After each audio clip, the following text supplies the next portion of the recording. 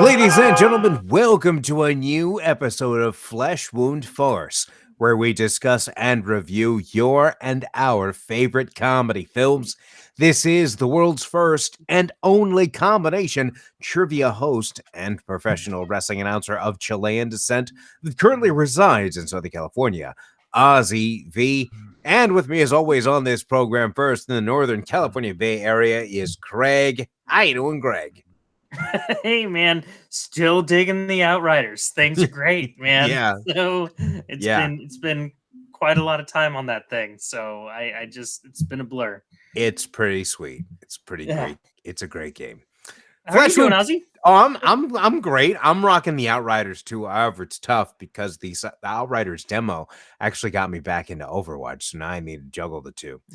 And I didn't intend to intentionally use the word juggle since you're a juggler and I want to have that connection. It just happened naturally or organically. But it is our word, but you can use it, Ozzy. We're friends. Okay, right. Now, one thing that would not happen organically or naturally would be a show of this caliber because we need a producer, and that is Flesh Wound producer Todd. How you doing, Todd? I'm good. How about yourself? I don't know. I don't care. Just move on. I was like, that was a weird answer. Yeah, it felt wrong.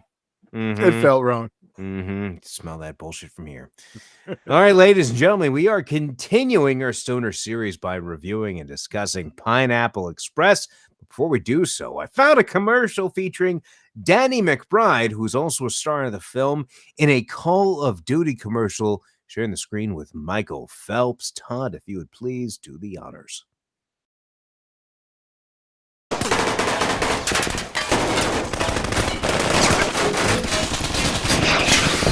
Woo! This is my pool, sea monkey. It was my kill. I mean, it was my grenade that came out of my grenade launcher that blew that dude's asshole through his fucking mouth. I had him. All I saw was I looked down, you were just doing that weird warm-up thing with those big old flesh paddles of yours. Hey, don't you fucking look at me like that. Phelps? Okay, I can Phelps face all fucking day long, okay?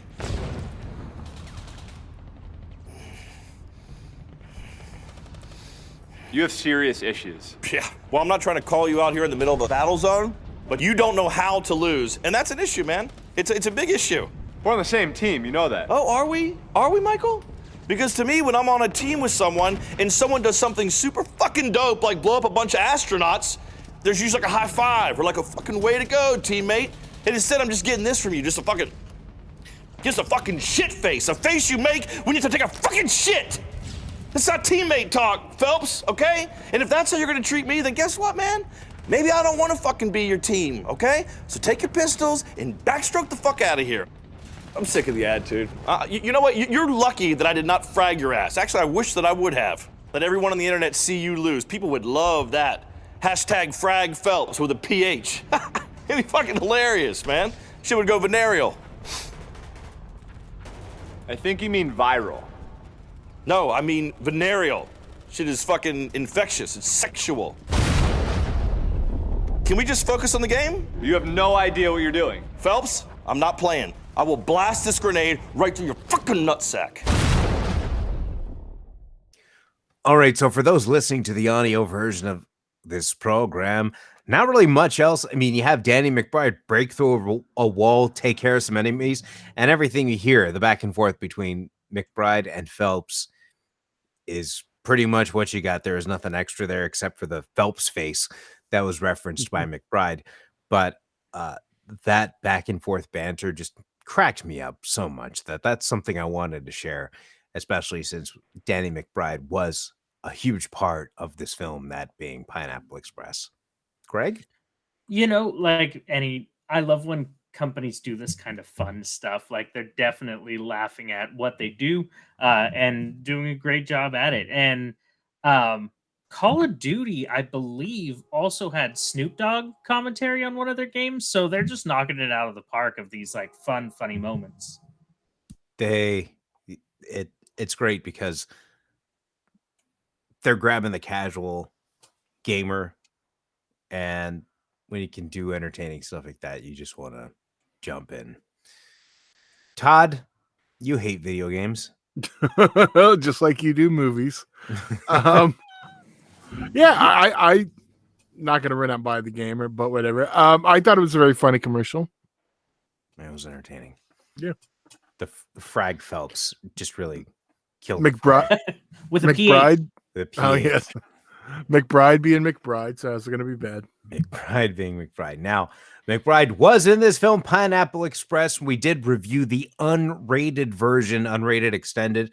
DVD is out.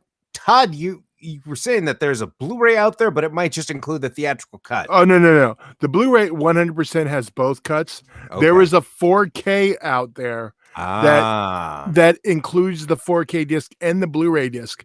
The unrated cut is only on the Blu-ray. The 4K is the theatrical cut. A lot of times they'd master those in 4K and not the others. It happened with some of the Warner Brothers DC stuff that you can't watch, some Suicide Squad. You can't watch the uncut one on 4K. Interesting. Just Not random much of a stuff. difference between the two versions. Rated R version with a runtime of 112 minutes.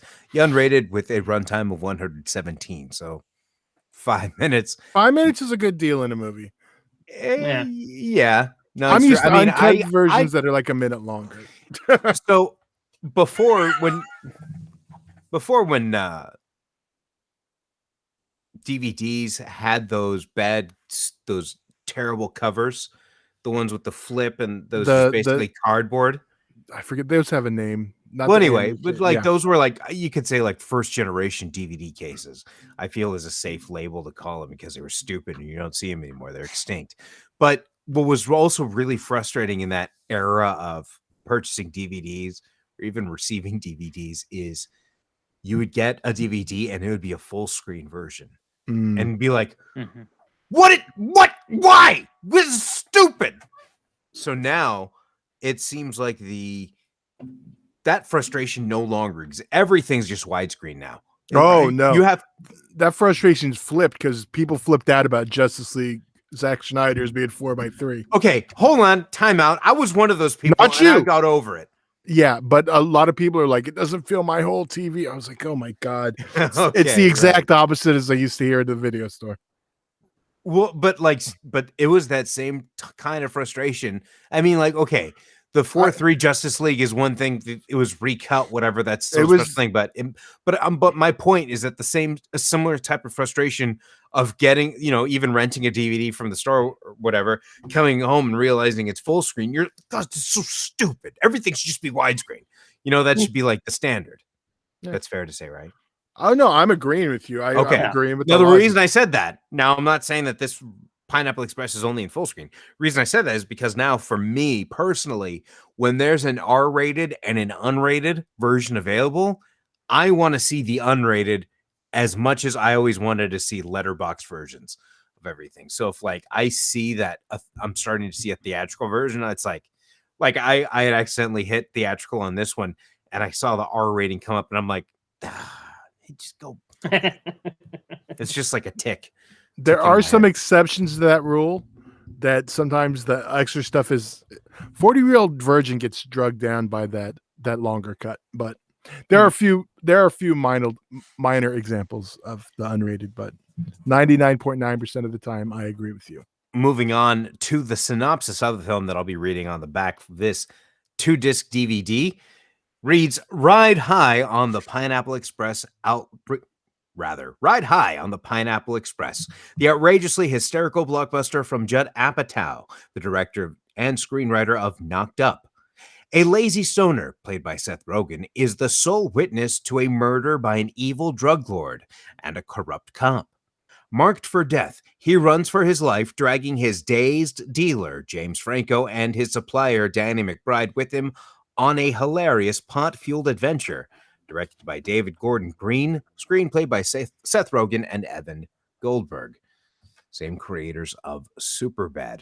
Now, what they had mentioned, one of these making ofs, that's by the way, the 2-disc DVDs, tons of extras that I actually didn't have an opportunity to watch everything because they even have raw footage scenes, which is interesting. But everything got ported over to the Blu-ray, so that's good. Good to know.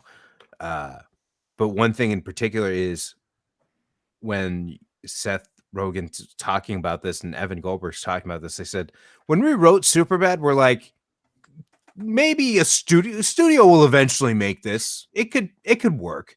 But when they wrote Pineapple Express, they thought for sure, like, it was just a story that, that they had written. Okay, so, well, I mean, there's kind of two things, because Judd Apatow had an idea, like, what if, somebody witnessed a murder because of basically what happens in the movie, but then a lot of the bits was written previously by Seth and Evan, and they thought that this would never get made into a movie. But the whole action aspect of it, because while you had past two films we watched How High with a runtime of an hour 33 minutes, and Up in Smoke, I think, an hour and 27. This had a runtime nearly 2 hours, but it wasn't like a full-on like comedy. It had that action hybrid, which I'm a huge action guy, so I didn't mind that. Yes, Todd. I was going to take a breath. Yeah, I did, because it's one of those I wouldn't call a stoner film. It's a film that has stoners, because the runtime's a little bit longer. There's a lot of things that make this more than what I call a stoner film. The cross joint.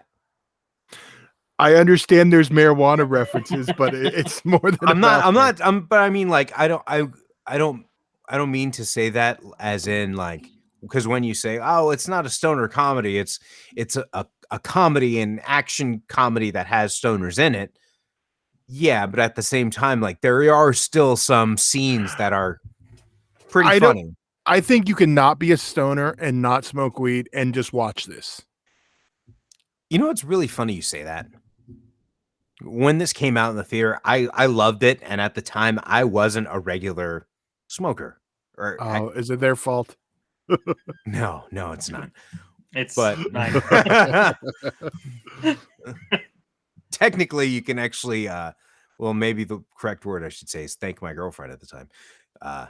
She wasn't a huge fan of the whole weed stuff, but she saw commercials for the movie, and she's like, that looks really funny. I want to see that.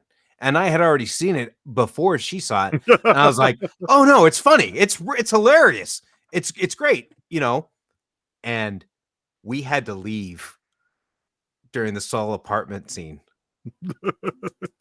Because that scene admittedly, like, does take forever, where he's picking up the weed and they're talking about stuff. She wanted to go. She was done.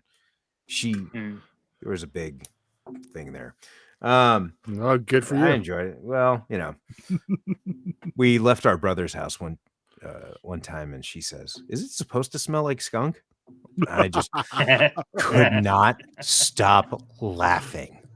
I was in tears, and she actually hit me pretty hard. I could see why it didn't last, Ozzy. There you go.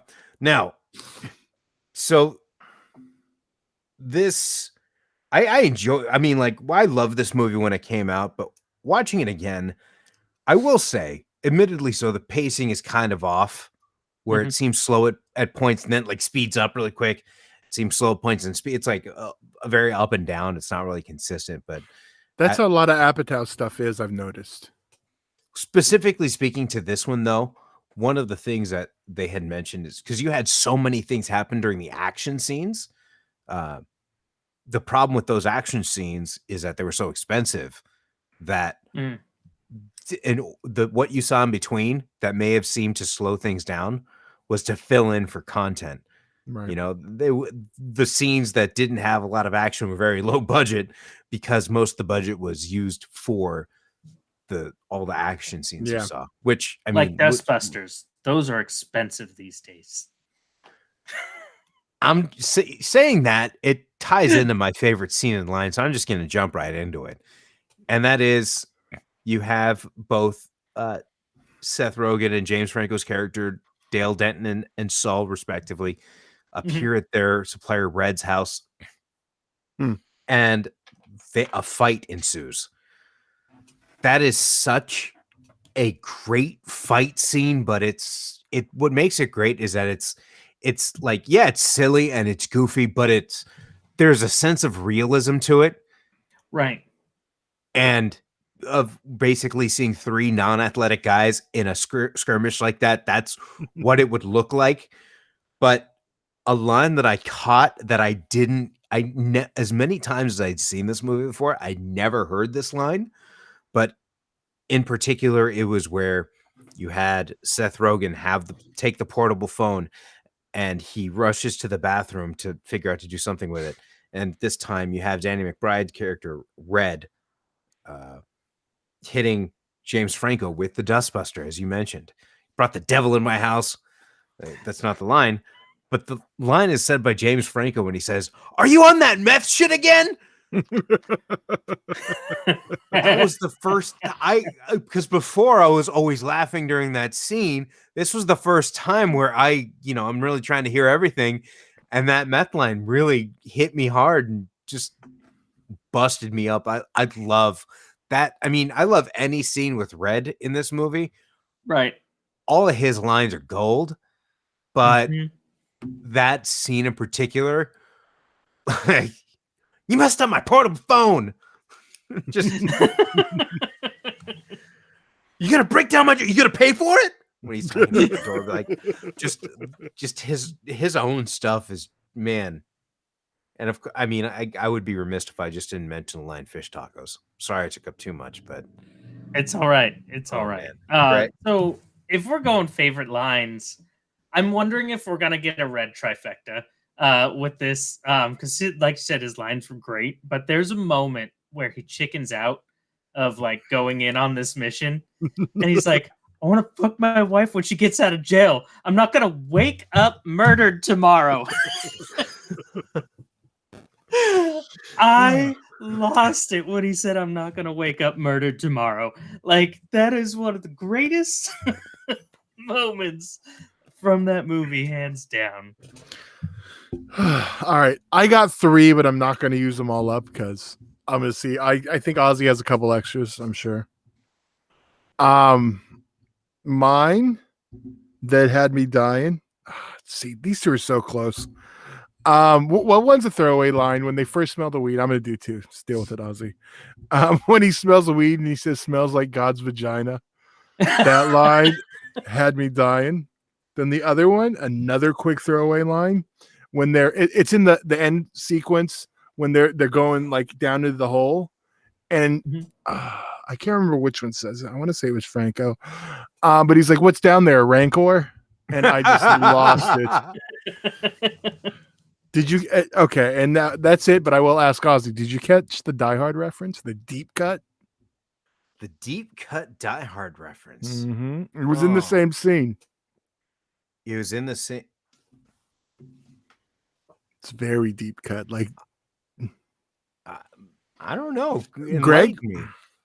No. Die Hard's not a great movie, so I don't watch it. You shut your filthy mouth. We're not doing this right now. He calls him a melon farmer. So if you know anything about Die Hard, in the TV version, melon farmer is a substitute for MFer.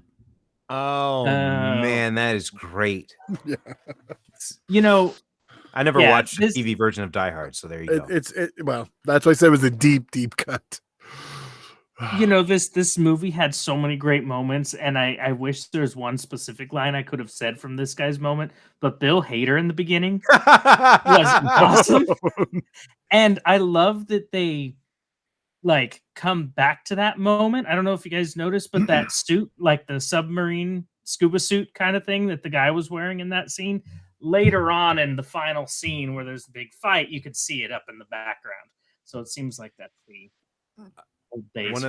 there's a extended scene from the DVD that features Private Miller, and when the cigarette gets extinguished and he's got to send someone in to light it again, and he freaks out. He looks at him, he's kind of, oh man.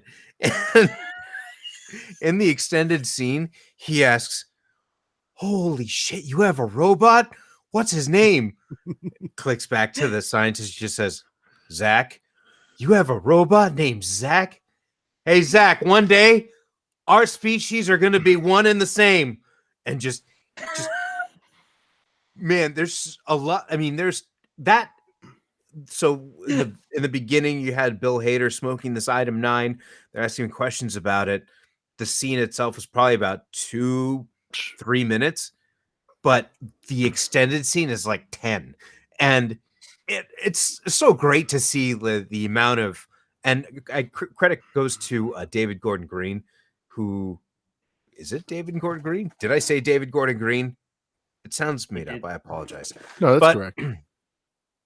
one of the features has a direct-o-rama reel where it just asks him, or you hear the director off screen asking for different takes. Like, say it like you got to take a shit. Say it like this. Say it like a ballerina. Like, he's just asking for different ways, to hear that. So I think that helped with a lot of stuff that was unearthed there, but it allowed, I think, for a lot of chance to be taken when it came to a lot of these scenes. But one of the other extended scenes was the Chinese thugs in the van listening in to the conversation with Ted. You have the character played by Ken Jeong saying something, and the subtitle says, "I have to take a shit." The extended scene of that is you have Ken Jeong and Bobby Lee in the van, and he says that line in Chinese, and Bobby Lee says, "Dude, I told you, I'm not going to talk to you if you don't talk to me in English. We're in America. This is stupid." And Ken's character says something else in Chinese, and the subtitle reads, "I can't speak English. So you have to just speak, but I can't speak English, but you speak Chinese. So let's make this easy or whatever." And then, so, there's just kind of a shrug from Bobby Lee. He's frustrated. and then Ken Jeong's character says, "Suck on my balls 2 times," which is what he says at the end of the movie. So that's probably the one extended scene I wish they kept in there, because hearing him say that at the end would be like, would have had such a better like landing. But just some other notes on this feature of this DVD. It seems like that they had a lot of extra time apparently on the set, because they filmed these scenes. They have a series of scenes that's labeled Saul's apartment, and one's labeled assassin, one's labeled Justin, one's labeled Mr. Edwards, who's the hey people guy from the creepy shit. He has no other name. He's the guy wearing the sweater in the high school who's trying to be all cool with the kids. And then it has the character Bubby. So these are 4 scenes that are just sketches of Red and Saul trying to just sell weed. These are just scenes of them selling weed. And Ken Jeong is the assassin. So he just hops into the apartment, no explanation. And they're like, "Oh yeah, we just needed to get high with him." And he's just been like, "Yeah, it wasn't personal, like it's like they just had extra time. Like, what else do you want to do? We can add it on the DVD or whatever." But the fact that Justin Long only he was not in the film at all, but he was in this feature, and he was also in a feature that was labeled Item 9, which was the actual presentation of. So it was as though. So, because, for example, in the beginning of the movie, you have Bill Hader's character smoking Item 9. They're doing research on it. So the Item 9 feature on the DVD is set as a video presentation as to their findings of people who smoked Item 9. You'd had 3 people being interviewed on how they react. One of them being Justin Long. Again, has no role in the movie, not in the credits at all, but was just here for these scenes. It's really funny to see. And you also had Ken Jeong's character, not as the assassin, but just as a generic character. And you also had the same character that played Mr. Edwards, the weird, creepy hey people guy. Yeah. So if you enjoyed this movie, highly recommend picking up that DVD or the Blu-ray. It has the same content, but definitely worth checking out. Now, despite it being long, I still enjoyed it from start to finish because I like action, but at the same time, the pacing does really stand out, and it doesn't feel like it flows as much as I would like. but I still had fun watching it. So I want to give it a 4.5 just because of my entertainment value.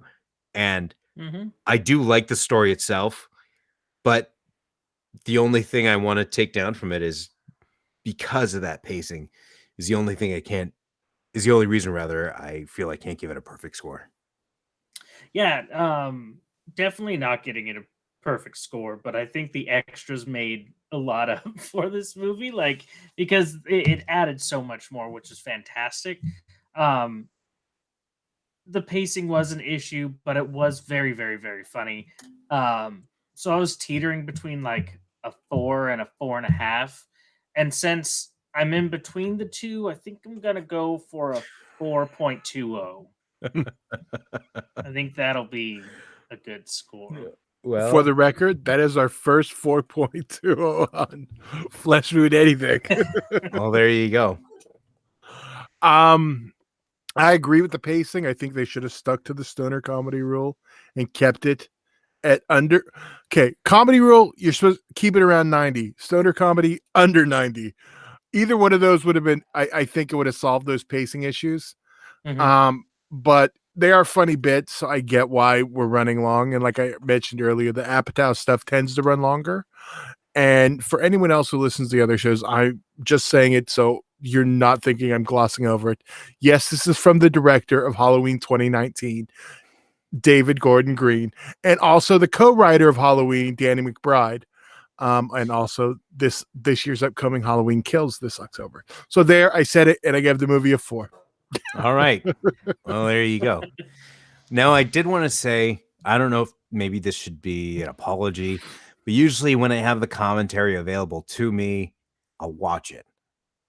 This was a very tough follow on the commentary because it opens up. No. And it opens up, you hear Seth Rogen, Judd Apatow, Ed Begley, James Franco, Danny McBride, David Gordon Green, and Evan Goldberg. 6 people right there, right? And then Ed Begley leaves, and then Rosie Perez and Craig Robinson come on. So then you have 7 people there, and it's really hard to tell. Like, obviously, you know which one Seth Rogen is. Like, he has a very distinct voice, but sometimes somebody's talking, you're like, who? What's going on? And the reason I had to stop is not because of the person. I personally don't know producer. I can't find her name here. Shauna Robertson. That's who it was. Shauna Robertson. I have nothing against her. But if somebody wants to phone call into a commentary. Phone it in, huh? Well, I don't mean to use the term phone it in. But I was saying like on a 500th episode or something, you know what I mean? Oh, stop it. But anyway, it got to a point when the Saul and Dale first get to the woods. All of a sudden on the commentary, you hear someone as though they're calling on their phone. Oh, it's producer Shauna Robinson. Hey, what you guys watching? Like, oh, we're not going to do this shit. Sorry. I'm out. I can't. That's when like, you had stopped. If it was like 2 people and somebody called in, okay, but we're already like at 7 people and you're adding in like somebody else. It's like, I can't, like, I'm losing my mind. I can't, this is too much for me. So I apologize that I couldn't get through that commentary, but to be honest, not a whole lot of information that they were really, I mean, with all the, I mean, it just sounded like they were just commenting on stuff. It sounded like a party there. It's just, they're just commenting on stuff there that was right in front of them. And that was that. A line was dropped that this is the most expensive weed movie, but the cheapest action movie ever made. Which I thought was a funny line. That's funny. Yeah. That's at least a takeaway from the commentary. All right. We all gave it the rating, and that would conclude this week's episode. And that was Pineapple Express. Definitely recommended, judging by the high scores. And next week, we will be back with a new episode. We're going to be watching the finale of our Stoner series. And that is Half Baked. starring Dave Chappelle, Jim Brewer, and Harlan Williams. Looking so forward to that. And until then, that is Flesh Wound producer Todd. That's Greg, and I'm Ozzy V, and we'll see you next week right here on Flesh Wound Farce.